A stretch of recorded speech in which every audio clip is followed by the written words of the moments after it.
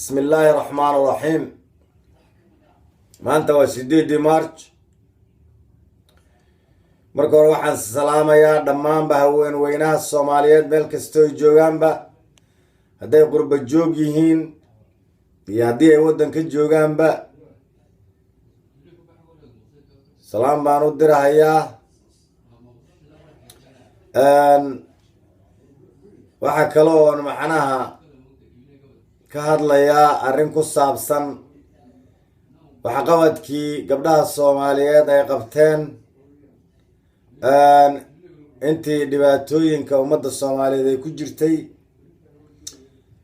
wanaagii iyo horumarkii ay gaadhsiiyeen, iyo haddana laga waynay arrintaa ayada waa in hadday tahay maamulka dowladda, hadday tahay salaadiinta, hadday tahay golaha baarlamaanka, golaha sharci dejinta, waxgaradka, culimaa udiinka, arrintaas waxaa loo baahan yahay in macnaha taariikhda ay gasho wey.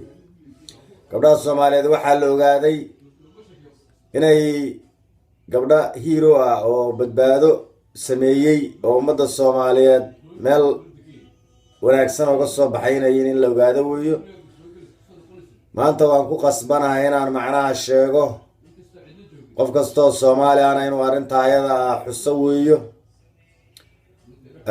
run ahaantii ra-iisul wasaaruhu arrintaas uu ka hadlay, aad baan ugu mahadnaqayaa arrintaa ayada ah.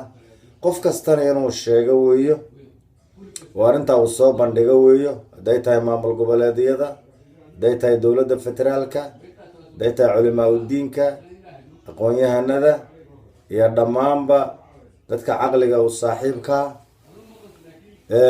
waxaa loo baahan yahay in la xuso qofka waxqabadkiisa intuu nool yahay baa la sheegaa. markuu dhinto in la sheego micno badan ma sameynayso.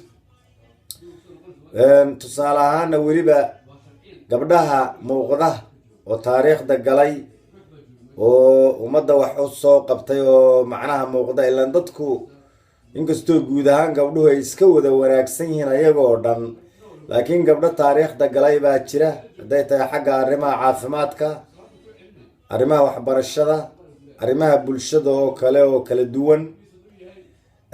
gabdhaha u soo ololeeyey in ummadda Soomaaliyeed ay ka dhex muuqdaan, in macnaha abaalmarin arrintaas ayada ay ku mutaystaan baa loo baahan yahay. oo maalmaha maanta oo kale ah in lasoo bandhigo gabdhaha taariikhda galay oo aanu wada ognahay in la muujiyo baa loo baahan yahay. hadday yihiin kuwii maamulka kasoo qayb qaatay oo siyaasadda kasoo qayb qaatay hadday yihiin, iyo hadday yihiin kuwii arrimaha bulshada kasoo qayb qaatay hadday yihiinba, in macnaha la muujiyo ayaa wanaagsan. oo macnaha qofku wuxuu qofku macnaha horumar ballaadhan muujin karaa markii dadku ay sheegaan waxa uu qabtay in la sheego wey. qofka waxa weeyo inuu isagu isa sheego maayo in la sheego wey, laakiin se inay ayagu isa sheegaan bay ku qasban yihiin. haddii aan anagu qarino inay ayagu isa sheegaan wey. marka waxaan idinka codsanayaa dhammaanba dadka waxgaradka oo dhan iyo dadka siyaasiyiinta oo dowladda ku jira iyo kuwa kale haddaan laga waayinay madaxa banaanba, waxaan idinka codsanayaa in arrintaas ayada awoodda la saaro, la muujiyo gabdhaha Soomaaliyeed, lana muujiyo waxqabadkooda. wassalaamu calaykum waraxmatullahi wabarakaatu. waa Dr. Jawaab Al-Khalifa bin Adams. intaas iyo kulan dambe oo xiisale insha Allah. waa 8 Maarso, waa maalintii haweenka Soomaaliyeed.